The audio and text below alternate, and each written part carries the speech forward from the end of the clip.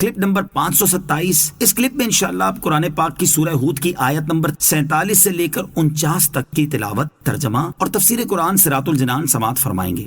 بسم اللہ الرحمن الرحیم۔ ترجمہ، اللہ کے نام سے شروع جو نہایت مہربان رحمت والا ہے۔ قال رب انی اعوذ بک ان اسألک ما لیس لی به علم والا تغفر لی وترحمنی اکن من الخاسرین۔ ترجمہ، عرض کی اے میرے رب میں تیری پناہ چاہتا ہوں کہ تجھ سے وہ چیز مانگوں جس کا مجھے علم نہیں، اور اگر تو میری مغفرت نہ فرمائے اور مجھ پر رحم نہ فرمائے تو میں نقصان اٹھانے والوں میں سے ہو جاؤں گا۔ قال رب انی اعوذ بک۔ عرض کی اے میرے رب میں تیری پناہ چاہتا ہوں۔ جب اللہ تعالیٰ کی طرف سے حضرت نوح علیہ السلام کی تربیت ہوئی تو آپ نے عرض کی اے میرے رب میں اس بات سے تیری پناہ چاہتا ہوں کہ تجھ سے وہ چیز مانگوں جس کے بارے میں مجھے علم نہیں کہ اسے حاصل کرنا حکمت کے تقاضے کے مطابق ہے یا نہیں، اور اگر تو نے میرے اس سوال پر میری مغفرت نہ فرمائی اور میری عرض قبول فرما کر میرے اوپر رحم نہ فرمایا تو میرا شمار بھی نقصان اٹھانے والوں میں ہو جائے گا۔ حضرت نوح علیہ السلام معصوم ہیں۔ اس آیت میں حضرت نوح علیہ السلام کے مقام رضا بالقضاء پر فائز ہونے کا بڑا پیارا اظہار ہے کہ سگا بیٹا نگاہوں کے سامنے ہلاک ہوا اور وعدہ الہی کے پیش نظر دعا فرمائی، لیکن حقیقت حال معلوم ہونے اور اللہ تعالیٰ کے تنبیہ فرمانے سے فوراً عاجزی کے ساتھ اپنی مغفرت اور رحم الہی کی دعا مانگنا شروع کر دی۔ سبحان اللہ، سبحان اللہ۔ اے اللہ عز و جل، حضرت نوح علیہ السلام کے صدقے ہمیں بھی تیری قضا پر راضی رہنے کی توفیق عطا فرما۔ علامہ احمد صابی رحمۃ اللہ تعالی فرماتے ہیں اس آیت سے ثابت نہیں ہوتا کہ حضرت نوح علیہ السلام سے اس چیز کا مطالبہ کر کے جس کے بارے میں وہ جانتے نہ تھے کوئی گناہ سرزد ہوا تھا، کیونکہ حضرت نوح علیہ السلام ہر طرح کے صغیرہ اور کبیرہ گناہوں سے معصوم ہیں، اور حضرت نوح علیہ السلام نے جو اپنے بیٹے کی نجات کا سوال کیا اس کی وجہ یہ تھی کہ اللہ تعالیٰ نے حضرت نوح علیہ السلام سے وعدہ فرمایا تھا کہ وہ ان کے گھر والوں کو نجات عطا فرمائے گا۔ اس سے حضرت نوح علیہ السلام نے یہ سمجھا کہ ان کا بیٹا بھی جو ان کے گھر والوں میں ہے اس لیے بھی ان نجات پانے والوں میں شامل ہے۔ جب اللہ تعالیٰ نے اس پر ان کی تربیت فرمائی تو حضرت نوح علیہ السلام کو اپنے فعل پر دل میں ندامت محسوس ہوئی، اور آپ نے اللہ تعالیٰ سے مغفرت اور رحمت کا سوال کیا۔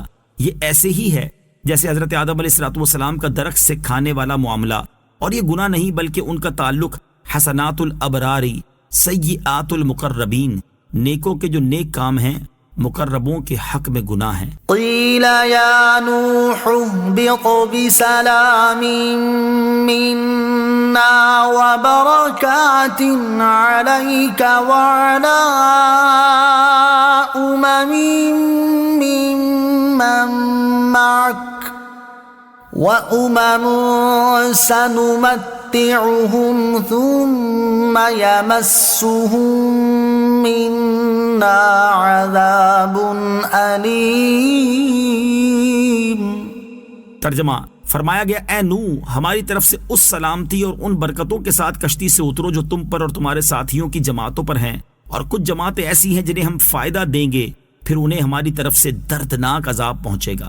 قیل، فرمایا گیا اس آیت میں مذکور سلامتی میں قیامت تک آنے والا ہر مومن مرد اور عورت داخل ہے، اور برکتوں سے حضرت نوح علیہ السلام کی ذریت اور آپ علیہ السلام کی پیروی کرنے والوں کی کثرت مراد ہے کہ بکثرت انبیاء علیہ السلام اور ائمہ دین رحمت اللہ تعالی علیہم آپ کی نسل پاک سے ہوئے۔ یہاں جو فرمایا گیا کہ یہ برکات جو تم پر اور تمہارے ساتھیوں کی جماعتوں پر ہیں، اس کے متعلق حضرت محمد بن کعب کرزی رحمت اللہ تعالی علیہ فرماتے ہیں کہ ان جماعتوں میں قیامت تک ہونے والا ہر ایک مومن داخل ہے۔ وَأُمَمٌ، اور کچھ جماعتیں، اس سے مراد حضرت نوح علیہ السلام کے بعد پیدا ہونے والے کافر گروہ مراد ہیں، جنہیں اللہ تعالیٰ ان کی مقررہ مدتوں تک فراخی عیش اور وسعت رزق عطا فرمائے گا، پھر انہیں اللہ تعالیٰ کی طرف سے آخرت میں دردناک عذاب پہنچے گا۔ اس میں قیامت تک آنے والا ہر کافر مرد اور کافرہ عورت داخل ہے۔ تلک من انباء الغیب نوحیہا الیک ما كنت تعلمها أنت ولا قومك من قبل هذا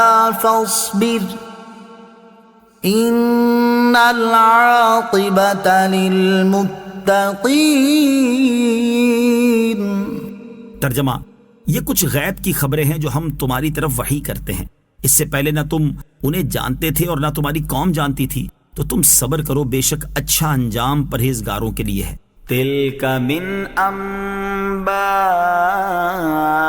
الغیب، یہ کچھ غیب کی خبریں ہیں۔ اس آیت میں اللہ تعالیٰ نے اپنے حبیب علیہ الصلوۃ والسلام سے خطاب کرتے ہوئے ارشاد فرمایا کہ اے حبیب صلی اللہ تعالیٰ علیہ وآلہ وسلم، حضرت نوح علیہ الصلوۃ والسلام اور ان کی قوم کے جس واقعے کی ہم نے آپ کو خبر دی، یہ غیب کی خبروں میں سے ہے جو ہم آپ کی طرف وحی کرتے ہیں۔ آپ پر قرآن نازل ہونے سے پہلے آپ اور آپ کی قوم ان غیبی خبروں کو تفصیل سے نہیں جانتی تھی، لہٰذا اے حبیب علیہ الصلوۃ والسلام، جس طرح حضرت نوح علیہ الصلوۃ والسلام نے اپنی قوم کی اذیتوں پر صبر کیا، اسی طرح آپ بھی اپنی قوم کے مشرکین کی اذیتوں پر صبر کریں۔